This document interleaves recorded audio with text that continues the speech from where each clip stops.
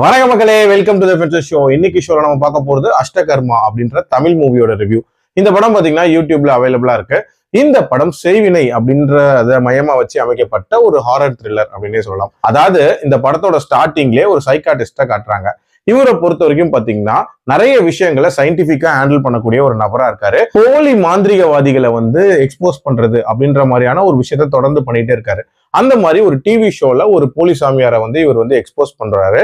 அந்த டைம்ல இது எல்லாமே போய் எல்லாமே இவங்க காசுக்காக பண்றாங்க அப்படின்ற மாதிரி ஒரு வார்த்தை விடுறாரு. அதுக்கு ஒரு மாந்திரிகவாதி நான் ஒரு சவால் உங்களுக்கு விடுறேன், நான் சொல்ற இடத்துல போய் நீங்க தங்குங்க, அங்க தங்குனதுக்கு அப்புறம் மட்டும் நீங்க எதையுமே ஃபீல் பண்ணல அப்படின்னா நான் ஒத்துக்கிறேன் அப்படின்ற மாதிரி சொல்றாரு. அந்த இடத்துக்கு இவங்களும் போலாம் அப்படின்ற மாதிரி முயற்சி பண்றாங்க. அந்த இடத்துல என்ன மாதிரியான ஆபத்துகள் இருக்கு, அது யாருடைய இடம், அண்ட் இவங்களோட பேஷண்டா வரக்கூடிய நம்ம ஹீரோயின் அவங்களுக்கும் அதுக்கும் என்ன சம்பந்தம், அண்ட் டுவர்ட்ஸ் தி எண்ட் என்ன ஆகுது அப்படின்ற மாதிரி நிறைய விஷயங்களை சொல்லக்கூடிய ஒரு படம் தான் இந்த படம். ஹானஸ்டா சொல்லணும் அப்படின்னா இந்த படம் ரொம்பவே லோ பட்ஜெட்ல எடுக்கப்பட்ட ஒரு படம் தான். பட் இருந்தாலும் பயங்கர எங்கேஜிங்கா கொண்டு போயிருந்தாங்க அப்படின்னே சொல்லலாம். இன்ஃபேக்ட் நிறைய ட்விஸ்ட் அண்ட் டர்ன்ஸ் அப்படின்றதுமே இந்த படத்துல ரொம்பவே நீட்டா ஒர்க் அவுட் ஆயிருந்துச்சு. அதுலயும் அந்த செய்வினை அப்படின்ற ஒரு விஷயம் எப்படி ஆரிஜின் ஆச்சு, அதனால என்ன மாதிரி ஒரு குடும்பம் பாதிக்கப்படுது, அதோட எஃபெக்ட்ஸ் என்ன அப்படின்ற மாதிரி நிறைய விஷயங்களை ரொம்ப நீட்டாவே சொல்லியிருப்பாங்க.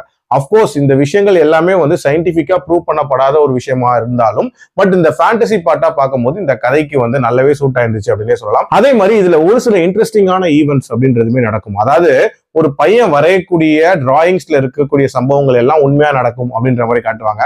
அதே மாதிரி ஒரு நபர் எழுதக்கூடிய கதை, அந்த கதையோட கண்டினியூவேஷன்ல என்னென்ன எழுதுறாங்களோ அதெல்லாம் உண்மையா நடக்கும் அப்படின்ற மாதிரி காட்டியிருப்பாங்க. ஸோ இந்த போர்ஷன்ஸ் அப்படின்றதெல்லாம் கொஞ்சம் இன்ட்ரெஸ்டிங்காவே இருந்துச்சு. அதே மாதிரி இதுல ஒரு பிளாஷ்பேக் சீன் ஒன்று வரும். அந்த பிளாஷ்பேக்ல இருக்கக்கூடிய ட்விஸ்ட் அப்படின்றதுமே ஒரு பயங்கரமான ட்விஸ்டா இருந்துச்சு அப்படின்னே சொல்லலாம்.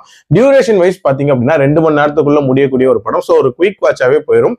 இன்ஃபேக்ட் எந்த இடத்துலயுமே பெருசா போர் அடிக்காம போன ஒரு படம் அப்படின்னே சொல்லலாம். அண்ட் கிளைமேக்ஸ் முடிச்ச விதம் அப்படின்றதுமே டு பி கண்டினியூட் அப்படின்ற மாதிரியான ஒரு மோட்ல தான் முடிச்சிருப்பாங்க. எனக்கு இந்த படத்துல பிரச்சனையா பட்ட ஒரே ஒரு விஷயம் அப்படின்றது இந்த படத்தோட அந்த ஹாரர் ஜெனரேஷன் அப்படின்றது இன்னும் கொஞ்சம் பெட்டரா இருந்திருக்கலாம். ரொம்ப ரொம்ப பிலோ பாரா இருந்துச்சு. அதே மாதிரி இதோட அந்த மேக்கிங் வைஸ்மே பாத்தீங்க அப்படின்னா இன்னுமே நிறைய காட்சிகள் பெட்டரா எடுத்திருக்கலாம். அப்கோர்ஸ் ப்ரொடக்ஷன் வேல்யூஸ் இன்னுமே பெட்டரா இருந்திருக்கலாம் அப்படின்ற ஒரு ஃபீலுமே இருக்குதான் செஞ்சுச்சு. அண்ட் ஸ்டார்டிங்ல கொஞ்சம் அன்ஆர்கனைஸ்டா ஸ்டார்ட் ஆன மாதிரி இருக்கும். பட் போக போக ஓரளவுக்கு நீட்டாவே போச்சு அப்படின்னே சொல்லுவேன். ஓவரால் என்ன பொறுத்த வரைக்கும் ஒரு டீசென்ட் வாட்ச் தான். என்னோட ரேட்டிங் இந்த படத்துக்கு 2.9 out of 5. அடல்ட் கண்டென்ட்டை பொறுத்த வரைக்கும் மைல்டா சில காட்சிகள் இருக்கதான் செய்து அதுக்கேற்ற மாதிரி பிளான் பண்ணிக்கோங்க. மீண்டும் அடுத்த விமர்சனத்தில் சந்திக்கிறேன். நன்றி.